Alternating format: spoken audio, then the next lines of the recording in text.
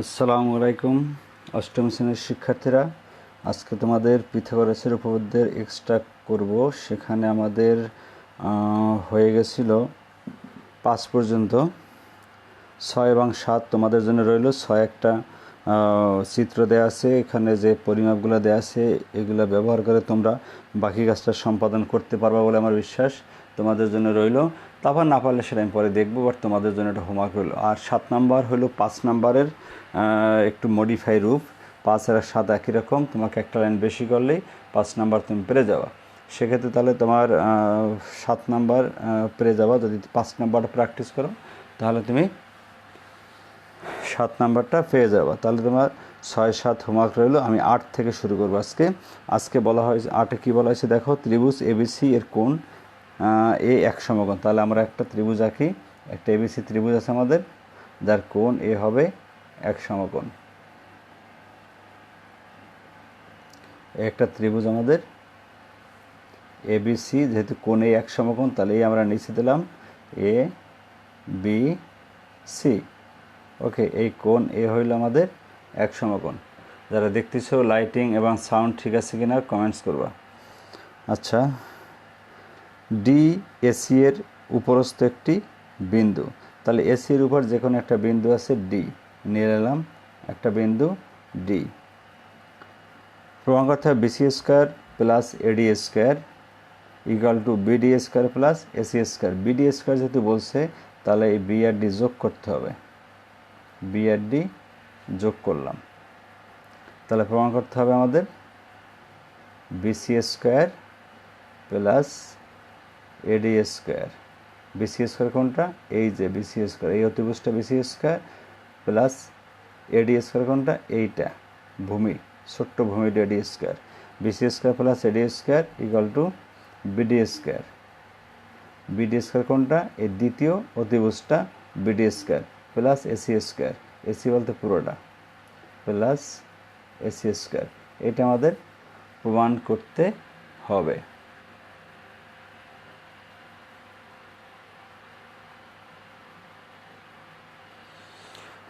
ওকে, ঠিক আছে, sound clear কিনা বলবা। এবার আসো প্রমাণে। প্রমাণে দেখো, আমাদের প্রথমে ত্রিভুজ এবিসি, এই পুরা ত্রিভুজটা ত্রিভুজ এবিসি, এটা একটা সমকোণী ত্রিভুজ, এবং ত্রিভুজ ABD, ABD A B D, এই ছোট ত্রিভুজটা একটা সমকোণী ত্রিভুজ। তাহলে এখানে কিন্তু দুইটা সমকোণী ত্রিভুজ আছে। এই দুইটা সমকোণী ত্রিভুজ ব্যবহার করে আমরা প্রমাণটা করব। প্রথমে 1 নম্বরে আমরা বড় ত্রিভুজটা ধরি। বড় ত্রিভুজ এ বি সি, ত্রিভুজ এ বি সি সমকোণী ত্রিভুজে, সমকোণী ত্রিভুজে পিথাগোরাস ব্যবহার করি। BC square equal to AB square plus AC square. বুঝতে পারছো? 2 নম্বর আসি, এই যে ছোটো ত্রিভুজটা এ বি ডি, ত্রিভুজ এ বি ডি, এটাও তো সমকোণী, সমকোণী ত্রিভুজে কি আছে? এবিডিতে বিডি স্কোয়ার, বিডি হলো অতিভুজ, BD square equal to AB square plus AD square. বুঝতে পারছো? এটাকে একটু চেঞ্জ করে নিতে পারি আমরা। এখান থেকে যদি এডি এর মানটা বের করতে চাই তাহলে কি করব? এডি এর মানটা বের করব, আর ঘুরে নিই পুরো সাইডটা, AB square plus AD square equal to BD square, বা এডি স্কোয়ার সমান কী লেখা যায়? তাহলে এডি স্কোয়ার লেখা যায় BD square minus AB square. Okay, আমরা এই প্রথম যে 1 নম্বরটা নিয়েছিলাম, এখানে যেটা পেলাম সমীকরণ 1 রাখি, আর এখন যেটা পেলাম সমীকরণ 2 রাখি। ঠিক আছে, এখন এই দুইটা সমীকরণ থেকে আমরা কি কি পাবো দেখো। সমীকরণ দুইটাকে যদি আমরা যোগ করি, 1 প্লাস 2, তাহলে এখানে আছে বিসি স্কোয়ার, এখানে আছে এডি স্কোয়ার। এই দুটো যোগ করবো কেন? এই দেখো লেফট সাইডে আছে BC square plus AD square, তাহলে যোগ করি আমরা BC square plus AD square. কোথা থেকে পাইলাম বলতে পারো? এইখানে আমাদের লেফট সাইডটা আমরা মিলিয়ে এনেছি, BC square plus AD square equal to BC এর মান কি AB square plus AC square, AB square plus AC square, আর এডির মান হলো BD square minus AB square. Okay, এখন দেখো দুইটা এবি স্কোয়ার কেটে যায়, থাকে বা BC square plus AD square equal to AC square plus BD square. বুঝতে পারছো? তাহলে আমাদের প্রমাণ কী চেয়েছে? এটাই চেয়েছে। হয়ে গেল প্রমাণটা, খুব সুন্দর করে সহজ একটা প্রমাণ হয়ে গেল। ওকে, সহজ প্রমাণ যেহেতু, আমার মনে হয় আমরা ইচ্ছে করলে আজকে আরও একটা প্রমাণ করতে পারি। ঠিক আছে, আজকে দুইটা প্রমাণ করি আমরা, তারপর অঙ্কে যাই। 9 নম্বরটা দেখো।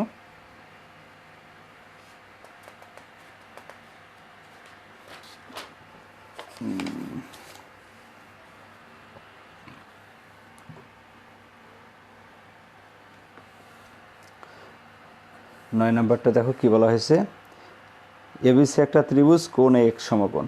একই রকম একটা চিত্র। তাহলে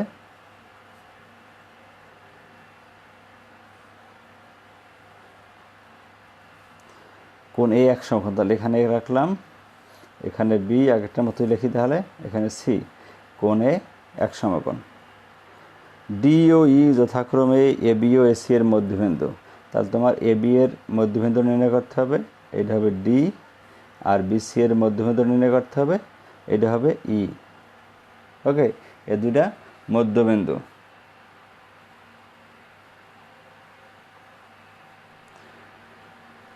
লাবিব বল্লা লাইটিং পারফেক্ট। সানজিদা বলতেছো খাতা বোঝা যায় না, কারণটা কি?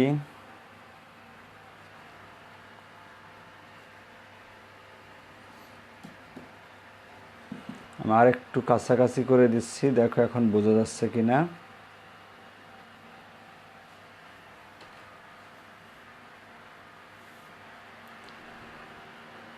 সানজিদ এবার একটু কমেন্টস করো, এখন দেখা যায় কিনা। নেটওয়ার্ক সমস্যাও হতে পারে, এখন একটু দেখো তোমরা, কমেন্টস করো।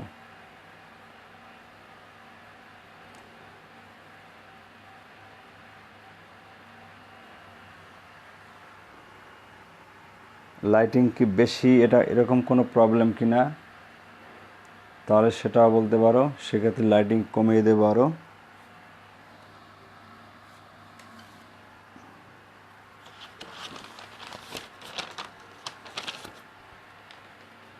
কমেন্টস করো, দ্রুত কমেন্টস করো, এবার লেখাটা বোঝা যাচ্ছে কিনা।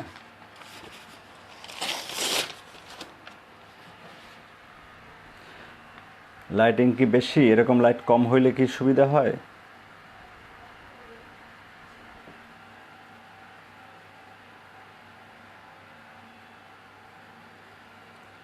লাইট কোনটা ঠিক আছে, এইটা না এইটা?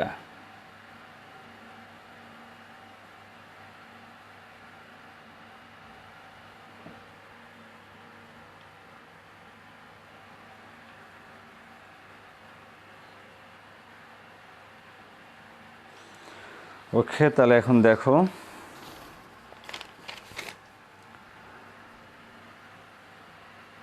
তাহলে আমরা প্রমাণ করব কি? আমরা প্রমাণ করব ডিই স্কোয়ার, ডিই স্কোয়ার। যেহেতু ডি স্কোয়ার বলছে, তাহলে আমাদের ডি আর ই যোগ করতে হবে। এই ডি আর ই যোগ করে নিলাম, DE square equal to CE square plus BD square. এটা আমাদের প্রমাণ করতে হবে। C square equal to, sorry, D square equal to C square plus BD square, এটা আমাদের প্রমাণ করতে হবে। ওকে, ঠিক আছে, প্রমাণ শুরু করি আমরা। প্রথমে দেখো, আমরা যেহেতু এখানে এ বি এর মধ্যবিন্দু ডি নিয়েছি আর এসি এর মধ্যবিন্দু ই নিয়েছি, তাহলে কিন্তু আমাদের 1 নম্বরে আমরা বলতে পারি যে এডি সমান বিডি, কারণ এটা আমরা মধ্যবিন্দু নিয়েছি তাই। এবং আরও বলতে পারি আমরা এই সমান সিই, কারণ ই হইল এসি এর মধ্যবিন্দু। ঠিক আছে, সেজন্য আমরা এটা লিখতে পারি। এটা 1 নম্বর কথা গেল। 2 নম্বর, ত্রিভুজ এডিই, এ ডিই, এই ছোট ত্রিভুজটা, ত্রিভুজ এ ডিই সমকোণী ত্রিভুজ, সমকোণী ত্রিভুজে, এই সমকোণী ত্রিভুজের অতিভুজ কি? এই ডি হইল অতিভুজ, তা লেখা যায় DE square equal to AD square plus এই স্কোয়ার লেখা যায়। তাহলে ডিই স্কোয়ার কিন্তু আমাদের প্রমাণে আছে, ডিই স্কোয়ার পেয়ে গেছি।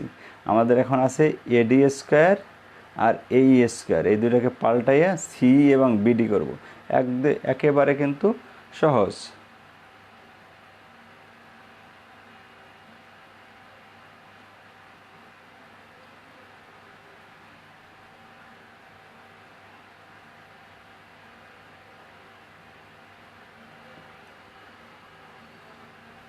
তাহলে এডি, এডির পরিবর্তে কি লেখা যায়? এডির পরিবর্তে লেখা যায় বিডি।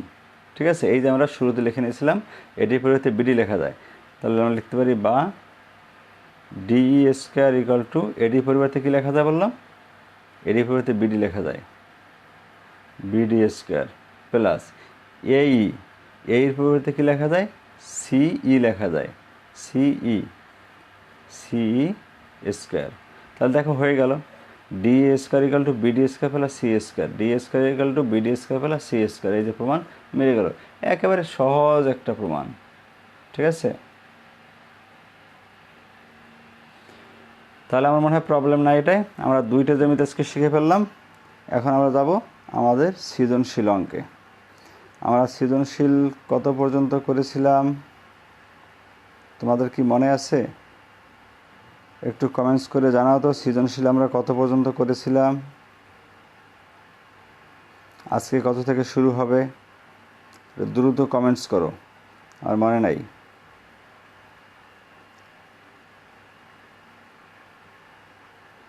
দ্রুত কমেন্টস করো, আমার কিন্তু মনে নাই সৃজনশীল আমরা কতটুকু করছিলাম আগের দিন।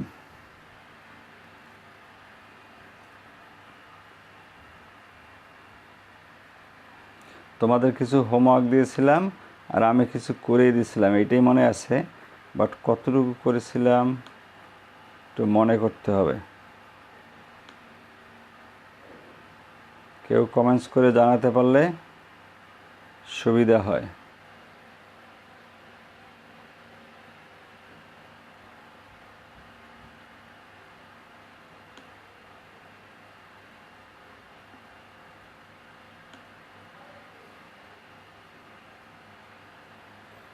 কেউ জানো না, কারণ আমরা নিজেরাই করি না, তাই না? হোমওয়ার্ক তো দেখলাম 2-1জনের,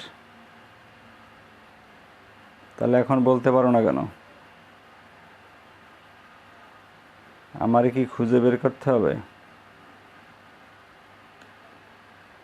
ওকে, আমি খুঁজে বের করতেছি।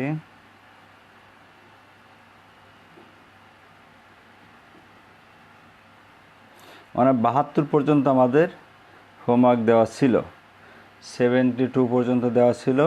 আজকে 73 থেকে তাহলে আমরা শুরু করব। ওকে, শুরু করি আমরা 73 থেকে।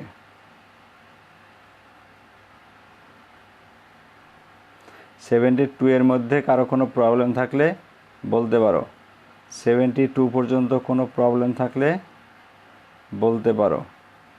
আমি 73 থেকে শুরু করতেছি। ওকে, তাদের সমস্যা নাই, বুঝলাম। আসি আমরা 73-র ক নম্বরটা আমরা দেখব। ক নম্বর বলা হচ্ছে একটি খালি চৌবাচ্চায় 8000 লিটার পানি ধরে। চৌবাচ্চার দৈর্ঘ্য 2.56 মিটার, প্রস্থ 1.25 মিটার। চৌবাচ্চার পানির ওজন নির্ণয় করতে হবে। চৌবাচ্চার পানির ওজন, তা দেখো চৌবাচ্চায় পানি ধরে কত?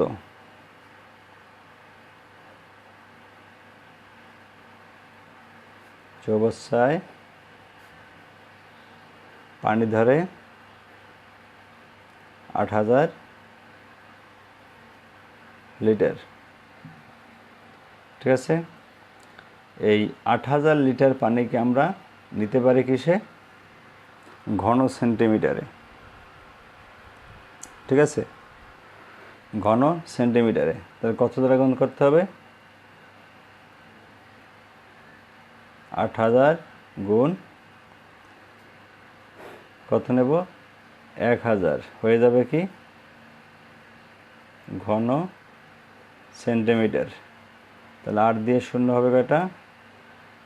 6টা। এত ঘন সেন্টিমিটার। আমরা কি জানি? 1 ঘন সেন্টিমিটার পানির ওজন 1 গ্রাম। আমরা জানি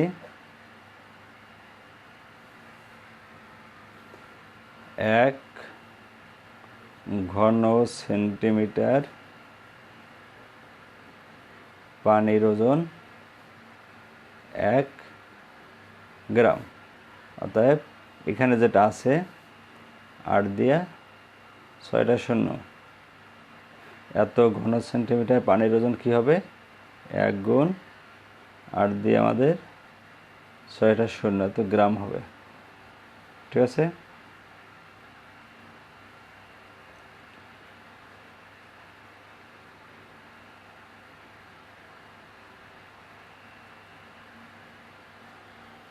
কোনো সমস্যা? তোমাদের কমেন্টস নাই কেন? কোনো কমেন্টস চাই, কমেন্টস করো। বুঝছো কি না কমেন্টস করো, নাহলে সামনে আগাবো না। সবাই কি খাতা রেখে ঘুমাইছো নাকি? কমেন্টস না করলে কিন্তু অঙ্ক করে শান্তি পাওয়া যায় না।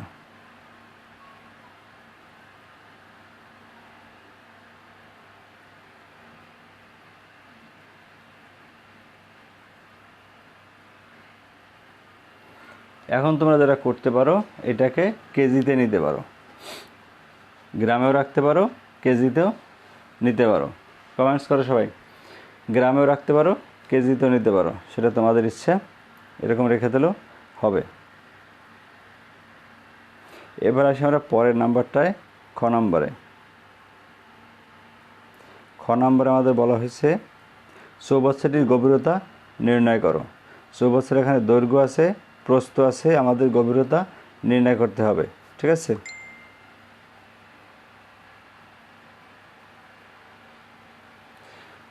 তোমরা কমেন্টস করতেছো, আসতেছে না, কিছু তো আসলো। নেট স্লো, আমাদের নেট স্লো না তোমাদের নেট স্লো? মনে হয় তোমাদের নেট স্লো। আমার নেট স্লো হলে তো তোমরা মানে দেখতেই পেতে না। একটু কমেন্টস করো তো, কার নেট স্লো, তোমাদের না আমাদের? আমি পরের অঙ্কে যাচ্ছি। চৌবাচ্চার দৈর্ঘ্য 2.56 মিটার। খ নাম্বার আমরা করব 73-এর খ। দেওয়া আছে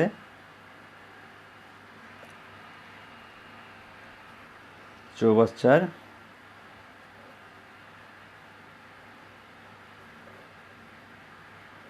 দৈর্ঘ্য 2.56 মিটার। 2.56 মিটার। আমরা এটাকে সেন্টিমিটারে করে নেব। ঠিক আছে, এটাকে আমরা সেন্টিমিটারে করে নেব।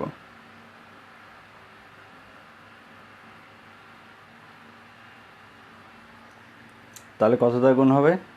2.56 গুণ দেব 100 দিয়া।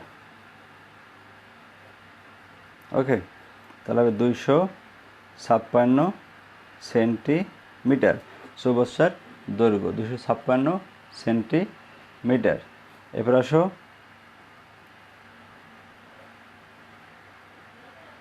চৌবাচ্চার প্রস্থ। চৌবাচ্চার প্রস্থ কত? 1.25 মিটার। 1.25 মিটার। এটাকে আমরা যদি সেন্টিমিটারে করি তাহলে গুণ দেব 100 দ্বারা, হয়ে গেল সেন্টিমিটার। তার মানে 125 সেন্টিমিটার। আমরা জানি না গভীরতা, ধরে নেব, ধরি চৌবাচ্চার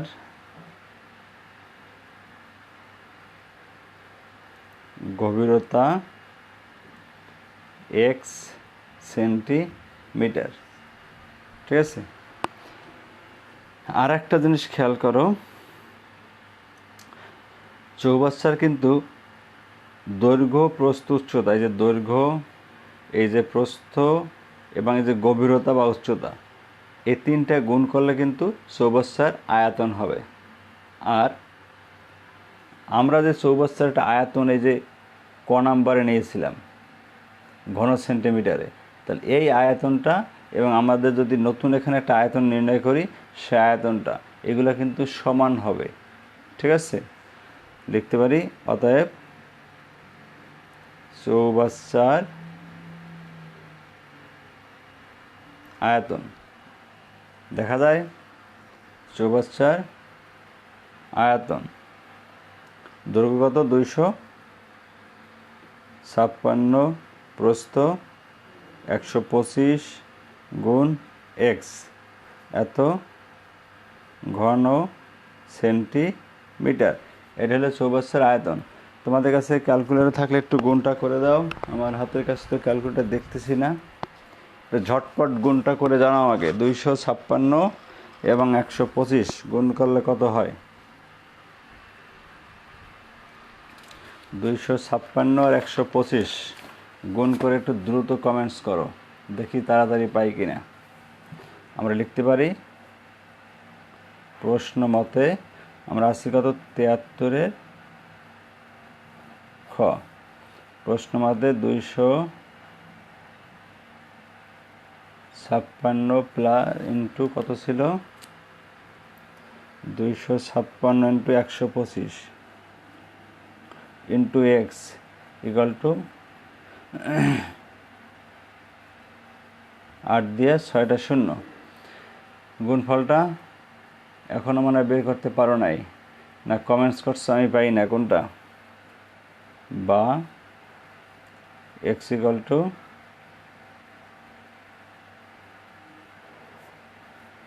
এটাকে ভাগ দিতে হবে এই গুণফলটা দ্বারা। গুণফলটা কি ডেলিভারি দেওয়া সম্ভব? নাহলে তো আমার ক্যালকুলেটর খুঁজতে হবে।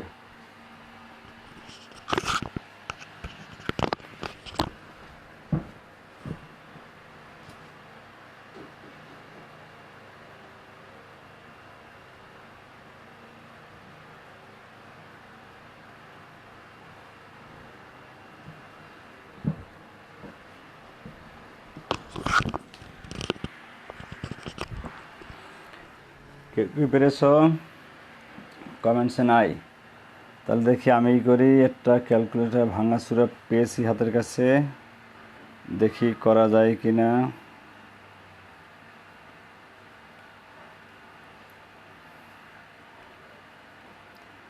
মনে করছিলাম তোমাদের দিয়ে করাবো গুণ ভাগ, তাহলে দেখতেছি সম্ভব না।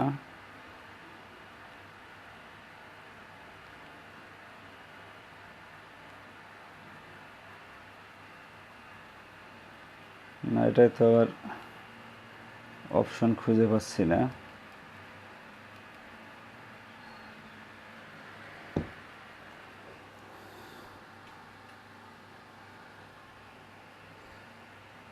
আমার ক্যালকুলেটর কাজ হয় না। তোমাদের যদি হাতের কাছে থাকে একটু ঝটপট চেষ্টা করো তোমাকে গুণটা করে দেওয়ার। আমি ক্যালকুলেটর পাই না হাতের কাছে।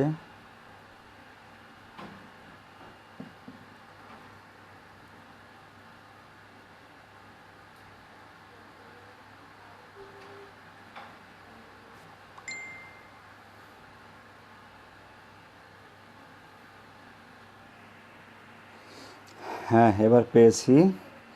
256 কেউ কিছু করতে পারলা কিনা জানি না। 256 ইন্টু 125, 25, ওকে, ইকুয়াল টু পাইলাম 32,000।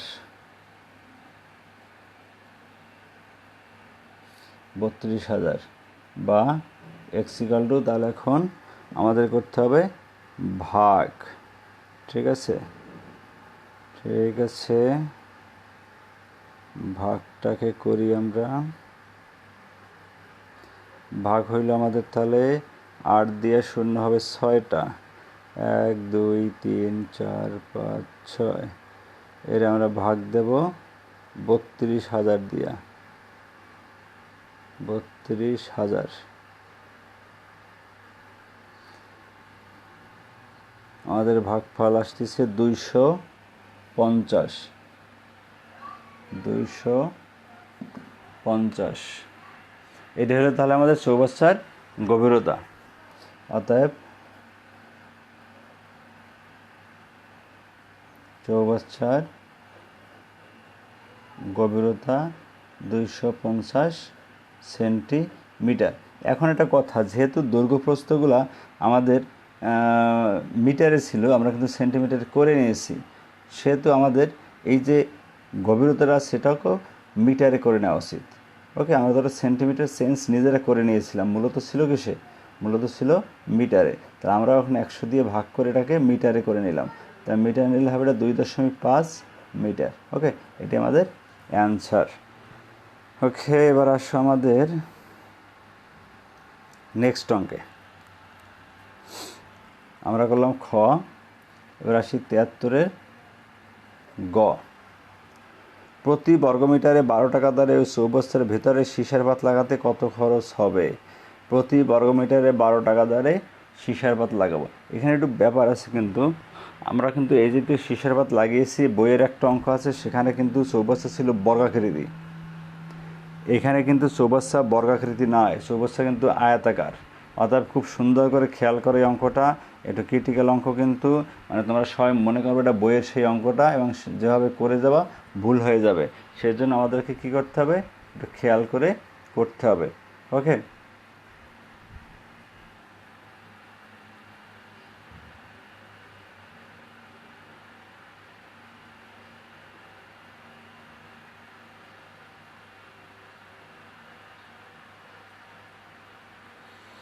তোমাদের কিছু কমেন্টস অলরেডি পেয়ে গেছি। কমেন্টস আসতে অনেক সময় লাগতেছে।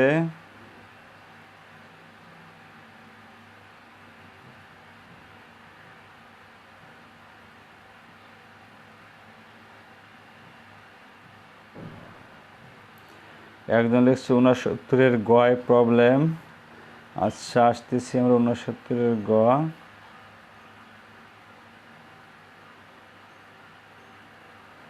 নেটে প্রবলেম। সানজিদা তো গুণ আগেই করে দিয়েছিল, আমি অনেক পরে পেয়েছি।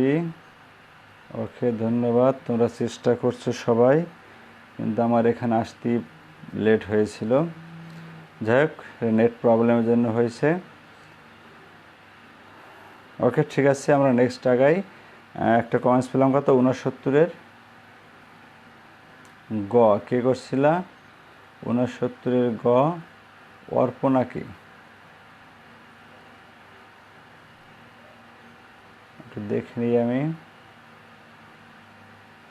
69-এর গ সানজিদা হচ্ছে 69-এর গ। আচ্ছা, দেখতেছি, আমরা এইটাকে শেষ করে নেই, তারপর ওটা আসতেছি। ওকে, এটাই বলা হয়েছে, এটা খেয়াল করো সবাই, যেটা বলছিলাম এটা কিন্তু একটু ক্রিটিক্যাল ব্যাপার, কারণ আমাদের এই চৌবাচ্চাটা কিন্তু বর্গাকৃতি না, চৌবাচ্চাটা হচ্ছে আয়তাকার, কারণ দৈর্ঘ্য প্রস্থ এখানে আলাদা। ঠিক আছে, তাহলে দৈর্ঘ্য বরাবর এখানে 2টা তল আছে, প্রস্থ বরাবর 2টা তল আছে, আবার এখানে চৌবাচ্চার তলা আছে, মোট এখানে 5টা তলার ক্ষেত্রফল নির্ণয় করতে হবে। ঠিক আছে, তাহলে দেখো চৌবাচ্চার দৈর্ঘ্য, প্রস্থ এবং উচ্চতা এগুলো আমরা আগে লিখে নিই। ঠিক আছে, চৌবাচ্চার দৈর্ঘ্য হলো 2.56 মিটার, 2.56 মিটার, প্রস্থ 1.25 মিটার, আর গভীরতা পাইলাম এখন 2.5 মিটার। ঠিক আছে, দৈর্ঘ্য, প্রস্থ, গভীরতা আমরা নির্ণয় করে ফেললাম।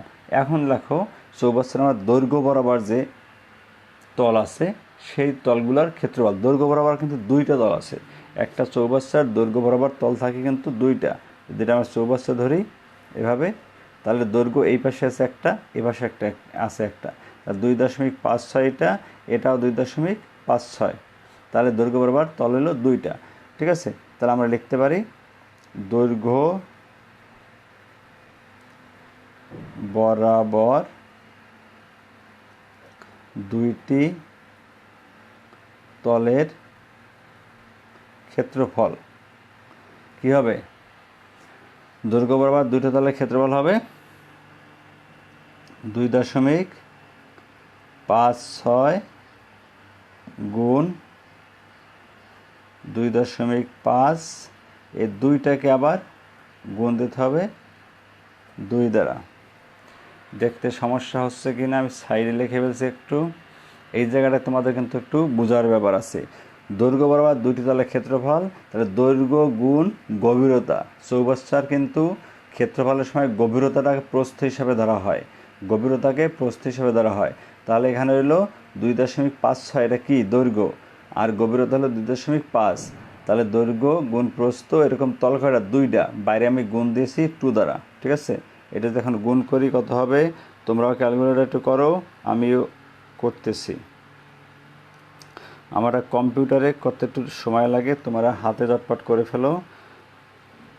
2.56 গুণ 1.25, 1.25 গুণ 2, তাহলে মোট আসছে 6.4। ঠিক আছে, এখন তোমরা কেউ কমেন্টস করতেছে না। 6.4 বর্গ মিটার দেখা যাচ্ছে। এটা হলো আমাদের দৈর্ঘ্য বরাবর দুইটা দেয়ালের ক্ষেত্রফল, দুইটা তলের ক্ষেত্রফল। এখন লিখব আমরা প্রস্থ বরাবর দুইটা তলের ক্ষেত্রফল। প্রস্থ বরাবর দুইটি তলের ক্ষেত্রফল। প্রস্থ কত? প্রস্থ হলো 1.25 গুণ উচ্চতা 2.5, এরকম তল কয়টা? দুইটা। বুঝছো ব্যাপারটা? আমি কি লিখলাম তাহলে? প্রস্থ গুণ উচ্চতা বা গভীরতা গুণ দুইটা তল। তাহলে এটা কত আসবে গুণ করলে? দেখি কত আসে গুণ করলে। 1.25, 1.25 গুণ 2.5, 2.5 গুণ, এরকম তল আছে আমাদের দুইটা। তাহলে হয় আমাদের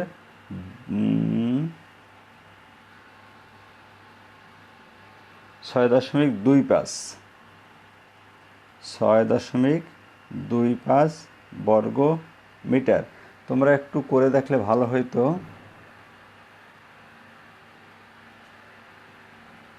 আমারটা কোনো মিস্টেক হচ্ছে কিনা আমি বুঝতাম।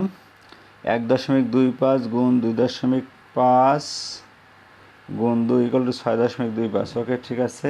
তাহলে এখানে একটা জিনিস খেয়াল করো, দৈর্ঘ্য বরাবর দুইটা দেয়ালের ক্ষেত্রফল পেলাম, প্রস্থ বরাবর দুইটা দেয়ালের ক্ষেত্রফল পেলাম। আর বাকি রইল কি আমাদের? আর বাকি রইল চৌবাচ্চার তলার ক্ষেত্রফল। ঠিক আছে, এখন নির্ণয় করব চৌবাচ্চার তলার ক্ষেত্রফল।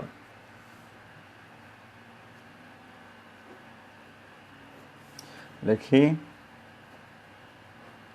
চৌবাচ্চার তলার ক্ষেত্রফল। তলার ক্ষেত্রফল কিন্তু দৈর্ঘ্য গুণ প্রস্থ, 2.56 গুণ 1.25 বর্গ মিটার। এটা হচ্ছে তলার ক্ষেত্রফল। আমি কি তলাটা ঠিক লিখেছি? তলা কি ছিল? 2.56 আর হলো 1.25। হ্যাঁ, ঠিক লিখেছি আমি। এখন যদি এটাকে গুণ করি তাহলে কি হয় দেখি আমি, 2.56 গুণ 1.25, 1.25, তাহলে আসতেছে আমার 3.2। এর তলার ক্ষেত্রফল হয় 3.2 বর্গ মিটার। ঠিক আছে, 3.2 বর্গ মিটার পেলাম তলার ক্ষেত্রফল। এখন দেখো তিনটা ক্ষেত্রফল যদি যোগ করি তাহলে মোট ক্ষেত্রফল বের হয়ে যায়। অতএব চৌবাচ্চার মোট ক্ষেত্রফল, ঠিক আছে, মোট ক্ষেত্রফল দেখো আগে আমাদের দৈর্ঘ্য বরাবর ছিল 6.4 আর প্রস্থ বরাবর 6.25, তাহলে হবে আমাদের 6.4, 6.25 আর এইখানে হইল 3.2 বর্গ মিটার। এই হলো আমাদের মোট ক্ষেত্রফল। বুঝছো কিনা কমেন্টস করো, দ্রুত কমেন্টস করো। 3.2 যোগ 6.25 যোগ 6.4, 6.4 আমাদের আসতেছে তাহলে 15.85, 15.85 বর্গ মিটার। যোগগুলা গুণগুলা একটু নিজেরা চেক করবা, কোনো প্রবলেম থাকলে বলবা। তাহলে এই হলো আমাদের মোট ক্ষেত্রফল। এখন বলা হয়েছে কি দেখো, বলা হয়েছে প্রতি বর্গমিটারে 12 টাকা দরে এর ভিতরে সীসার পাত লাগাতে মোট খরচ কত। এলে মোট ক্ষেত্রফল দেখে 12 দিয়ে গুণ করে দিলে হয়ে যাবে। 1 বর্গমিটারে খরচ হয় 12 টাকা, তাহলে 15.85 বর্গমিটারে খরচ হবে 12 গুণ 15.85 টাকা। তাহলে দেখি আমাদের 15.85 আমরা গুণ দেব 12 টাকা দিয়ে, 12 টাকা দিয়ে গুণ দিলাম 190.20 টাকা। ওকে, এটাই আমাদের অ্যান্সার।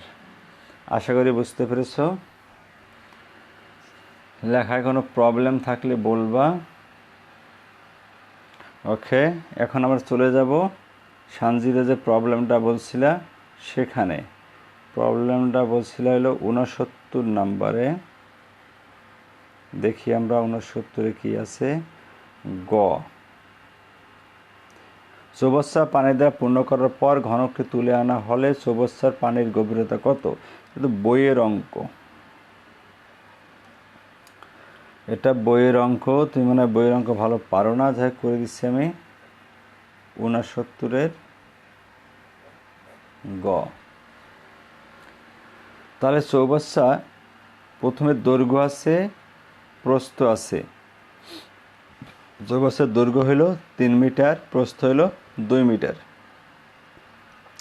এবং উচ্চতা মানে গভীরতা এটা হলো 1 মিটার। তাহলে কিন্তু আমরা চৌবাচ্চার আয়তন জানি। ঠিক আছে, এইগুলো গুণ করলে হয়ে যাবে চৌবাচ্চার আয়তন। তাহলে আমরা একটু লিখি।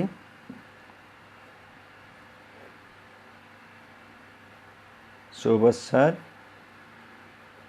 দৈর্ঘ্য 3 মিটার, 3 মিটার সমান 3 গুণ 100 টাকা সেন্টিমিটার নিয়ে নিই আমরা, সমান 300 সেন্টিমিটার। ঠিক আছে, চৌবাচ্চার প্রস্থ, প্রস্থ আছে কত? 2 মিটার, 2 মিটার সমান 2 গুণ 100 সমান 200 সেন্টিমিটার। চৌবাচ্চার উচ্চতা বা গভীরতা একই কথা, গভীরতা 1 মিটার। গভীরতা কত? 1 মিটার না? তাহলে 1 গুণ 100 সমান 100 সেন্টিমিটার। তাহলে দেখো আমরা সব সেন্টিমিটার নিলাম। দৈর্ঘ্য হলো 300, প্রস্থ হলো 200 আর গভীরতা হলো 100। অতএব চৌবাচ্চার আয়তন হবে 300 যোগ 200 যোগ 100 ঘন সেন্টিমিটার। গুণ করলে 3 দুগুণে 6, শূন্য হবে 6টা, এত ঘন সেন্টিমিটার। ঠিক আছে, 60 লাখ ঘন সেন্টিমিটার চৌবাচ্চার আয়তন। এখন এই চৌবাচ্চার ভিতরে কি আছে?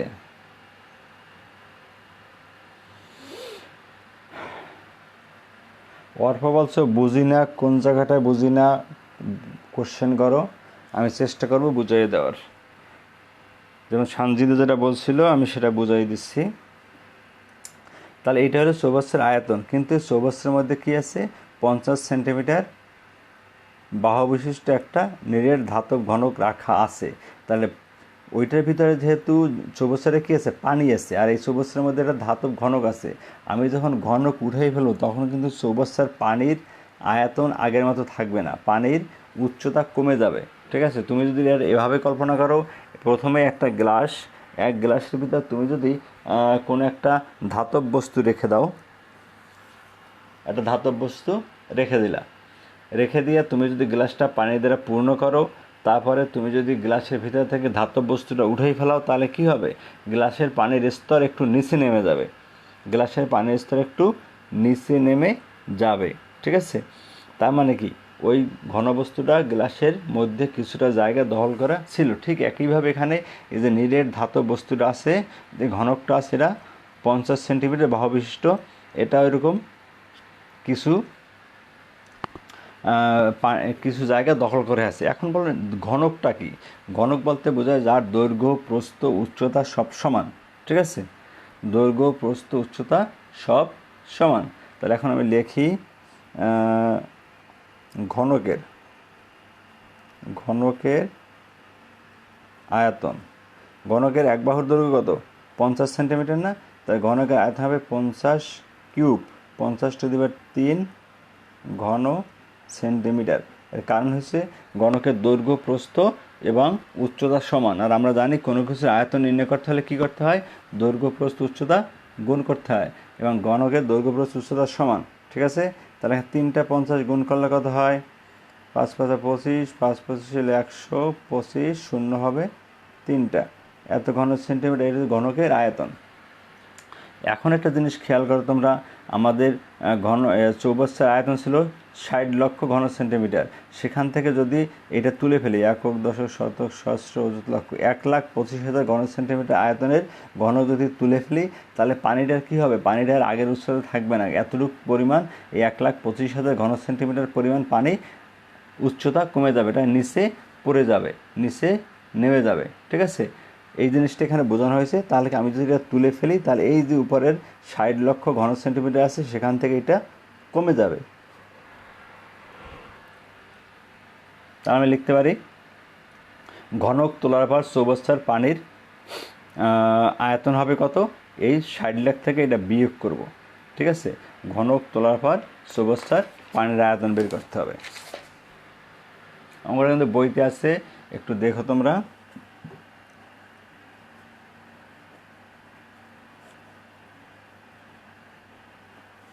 লিখব আমরা ঘনক তোলার পর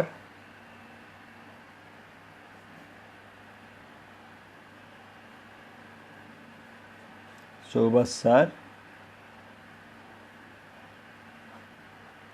পানির আয়তন 60 লক্ষ থেকে মাইনাস যাবে 1,25,000 ঘন সেন্টিমিটার। ওকে, দেখি না আগের পৃষ্ঠটা আমাদের ঠিক আছে কিনা। আমাদের ছিল 6 দিয়ে 1 2 3 4 5 6, হ্যাঁ ঠিক আছে। তাহলে ঘনক তোলার পর চৌবাচ্চার পানির আয়তন হবে এটা। এটাকে আমরা বিয়োগ করলে কি দাঁড়ায় দেখি আমরা ক্যালকুলেটারে করে, তোমরা একটু করো, কারণ ভুল হতে পারে, যোগ বিয়োগ গুণভাগ ভুল হতেই পারে।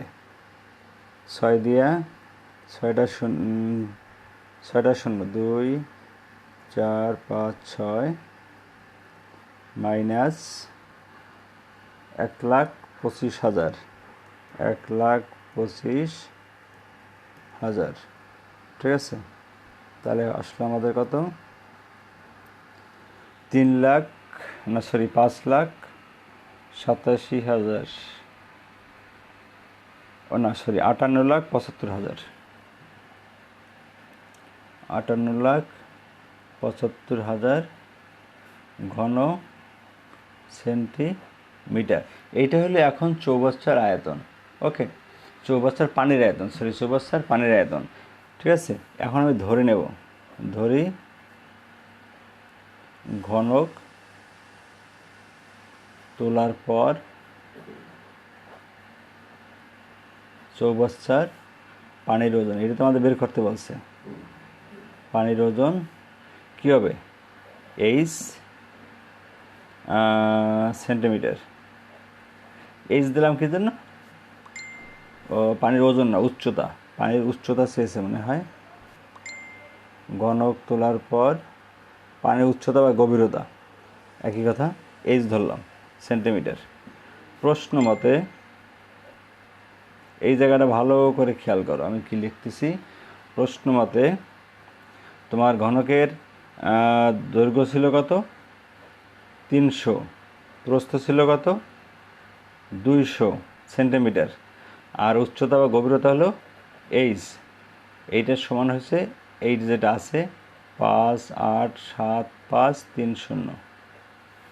কেন বলো তো? কারণ কি, ঘনক তোলার পর চৌবাচ্চার কিন্তু পানির দৈর্ঘ্য প্রস্থ কমে নাই, দৈর্ঘ্য যা আছে তাই আছে, প্রস্থ ঠিক আছে, শুধু পানির উচ্চতা কমে গেছে।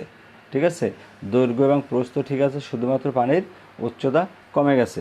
সেক্ষেত্রে দৈর্ঘ্য প্রস্থ আগেরটাই রাখবো, আর উচ্চতা নতুন যেটা ধরেছি সেইটা। এই তিনটা মিলালে হয় কি বর্তমান আয়তন। আর বর্তমান আয়তন আমরা আগে একটা বের করে রেখেছি কত? 58,75,000 ঘন সেন্টিমিটার। তাহলে এখন এই মানটা কী হবে? এই মান হবে 58,75,000 বাই, এদের গুণ করলে কথা হয় 3 দুগুণে 6, শূন্য হবে 4টা। অতএব এইচ ইকুয়াল টু, এটাকে একটু ভাগ করি আমরা, দেখি কত আসে। এটা যদি ভাগ করি 6 দিয়ে 4টা শূন্য, 1 2 3 4, তাহলে আসে আমাদের 97.916 প্রায়। ঠিক আছে, অতএব পানির গভীরতা 97.92 সেন্টিমিটার প্রায়। 2 কেন রাখলাম তো 6 বুঝো, 6 কেটে 1 যোগ হয়। ঠিক আছে, এত সেন্টিমিটার। এটা যদি তোমার মিটারে নেওয়া থাকে তাহলে তুমি 100 দিয়ে ভাগ করে দেবা, তাহলে হয়ে যাবে তোমার 97.92 বাই 100 মিটার। যদি থাকে মিটারে তাহলে হয়ে যাবে 0.9792, আর শর্ট করে লেখা যায় 0.98 মিটার। ঠিক আছে, মেবি তোমাদের এই সেন্টিমিটারটাই দেওয়া আছে, মূল বইয়ের সম্ভবত অঙ্কটা আছে। যাই হোক, তুমি যে কোনো দিতে পারবা, সেন্টিমিটার দিতে পারবা, আর এখানে যে মিটার করে দিলাম 9 মিটার, এটাও দিতে পারবা। আশা করি বুঝতে পারছো। আর কোনো সমস্যা থাকলে কমেন্টস করো। কমেন্টসে তো আমি কিছুই দেখতে পাচ্ছি না। তাহলে আজকে এই পর্যন্তই থাকবে। 5টায় তোমার আবার অন্য ক্লাস আছে। তোমরা তাহলে হোমওয়ার্ক কী করবা? হোমওয়ার্ক করবা তোমরা তাহলে, আজকে আমরা করে ফেললাম 73 করে ফেললাম, তোমরা করবা 74, 75, 76, 78 পর্যন্ত। SW হইল অনুশীলনী 3-এর 74 থেকে 78, আর অনুশীলনী 9-এর দিলাম কোনটা? আজকে 2টা জ্যামিতি করেছি, 8-9 সম্ভবত, 8-9 এইগুলা করে সবাই জমা দেওয়া। দেখা গেছে SWটা নিয়মিত SW করো এবং ক্লাস করো, এরকম সমস্যা থাকলে বলবা, আমি অবশ্যই বুঝিয়ে দেবো। যার যেখানে সমস্যা আছে সবাই বুঝিয়ে দেবো। সবাই বাসায় নিয়মিত প্র্যাকটিস করো। ভালো থাকো সবাই, সুস্থ থাকো। আল্লাহ হাফেজ।